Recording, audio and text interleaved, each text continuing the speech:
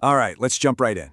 You know, for most of the 20th century, we really thought we had it all figured out, how to build the perfect city. We had this grand dream, this vision of total order and control, a perfect blueprint for an urban utopia. But what if that entire dream was just fundamentally wrong? What if we were trying to build a machine when we should have been tending to a garden? And this quote, it perfectly captures that core belief.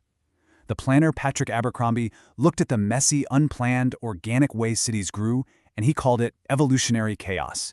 To him and many others, it was a problem that needed to be fixed with a big, top-down master plan. The whole assumption was that control wasn't just possible, it was absolutely necessary. So that brings us to the huge question we're exploring today. What if that so-called chaos, the unpredictable bottom-up life of the city, is the very thing that makes it resilient and innovative and truly alive? What if the secret to a living city was never in the blueprint, but actually in its biology? To really get this shift, we've got to start with the old way of thinking.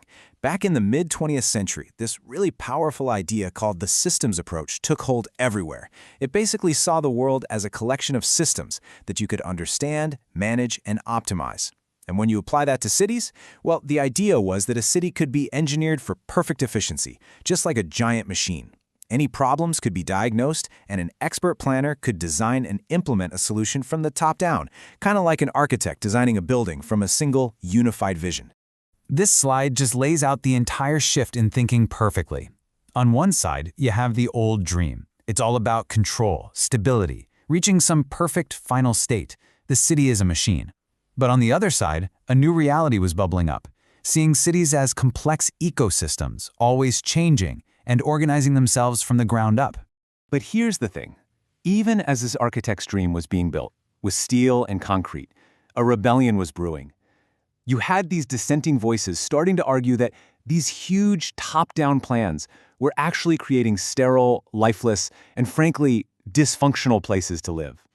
And the most famous, most ferocious of these voices was, without a doubt, Jane Jacobs. She wrote from the perspective of the sidewalk, championing the messy, intricate, vibrant social life of dense, mixed-use neighborhoods. This was what she called organized complexity, and it was the very thing the master planners were actively trying to simplify and, well, destroy. Right around the same time, an architect named Christopher Alexander gave everyone a powerful new language to talk about this exact problem. He saw that real, living cities weren't organized like a simple branching tree, where everything is neatly separated. Nope. He said they were structured like a complex, interwoven network, what he called a semi-lattice, where everything connects to everything else in all these multiple, overlapping ways. So you see, these thinkers weren't just complaining. They were building this powerful intellectual rebellion all through the 1960s.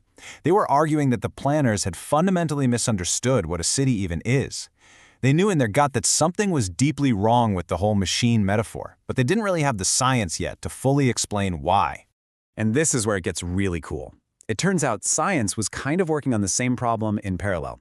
While this huge debate was raging in urban planning, a brand new science was emerging in fields like physics and biology that would give these dissenters an incredibly powerful new framework: complexity theory.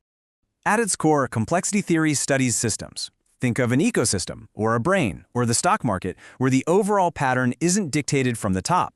Instead, it just emerges from all these countless local interactions between individual agents down below.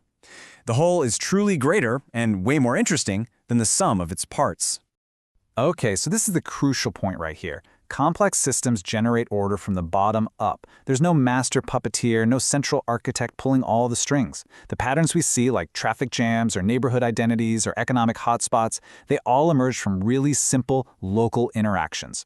Think about a flock of birds turning in perfect unison or an ant colony building a complex nest. Nobody is in charge, yet this incredibly sophisticated order just happens. And this is the aha moment. This is where those two stories, the rebellion in city planning and the new science of complexity, just slam together. The language of complexity finally gave a scientific name to what Jane Jacobs and Christopher Alexander had known intuitively the whole time. So the big revelation is this. A city isn't a simple machine you can engineer to a final, perfect state. It's a complex, adaptive system. It's an ecosystem.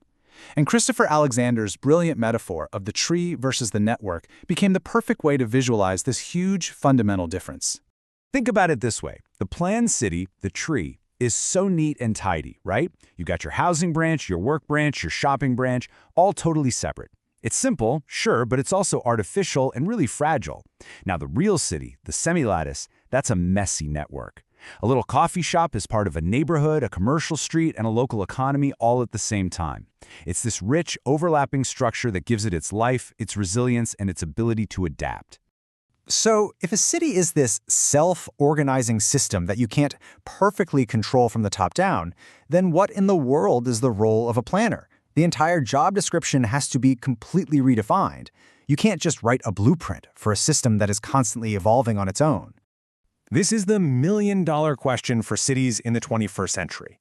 If the goal isn't to impose some static, final blueprint anymore, what is it? Well, the answer that's emerging is that planners need to become less like architects and a whole lot more like gardeners.